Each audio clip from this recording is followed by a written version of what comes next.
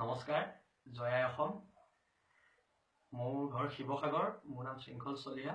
মই চিলাপথাৰ কাণ্ডটো আছুৰ শ্বহীদ বেদ যে বঙালীয়ে ভাঙিলে, মই তাৰ ওপৰত এটা কথা ক'ব খুজিছোঁ। যিখিনি বঙালীয়ে অসমত থাকে, প্ৰথম কথা সিহঁতি নিজকে অসমীয়া বুলি নাভাবে।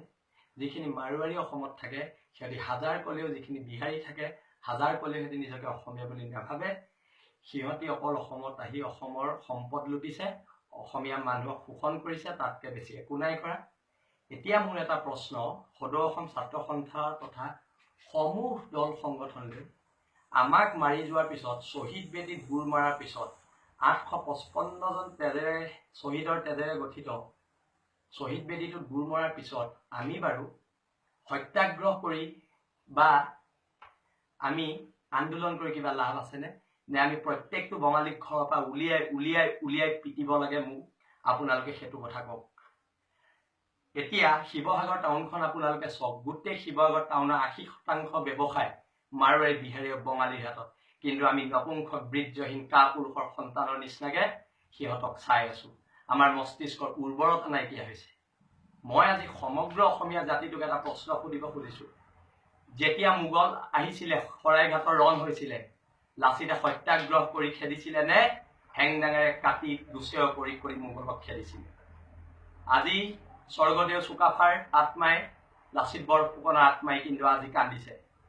আজি অসমীয়া জাতিৰ তেজবিলাক কিয় নিমখ হৈ গ'ল, নিমখৰ পানীৰ দৰে হৈ গ'ল? মই এতিয়া প্ৰশ্ন কৰিছো, অসমীয়া জাতিক চবেই মাৰি থাকিব? আজি বঙালীয়ে মাৰিছে, কাইলে বিহাৰে মাৰিব, পৰহিলে মাৰোৱাৰীয়ে মাৰিব। আমি তিনচুকীয়া টাউনলৈ যাব নোৱাৰো বিহাৰীৰ উৎপাতত।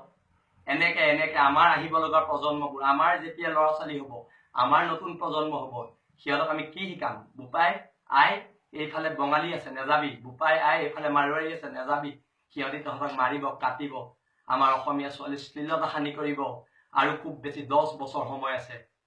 মোক এটা আপোনালোকে এতিয়া উত্তৰ দিয়ক, আমি কি কৰো? অসমীয়া জাতিটো আমি কেনেকে বচাওঁ?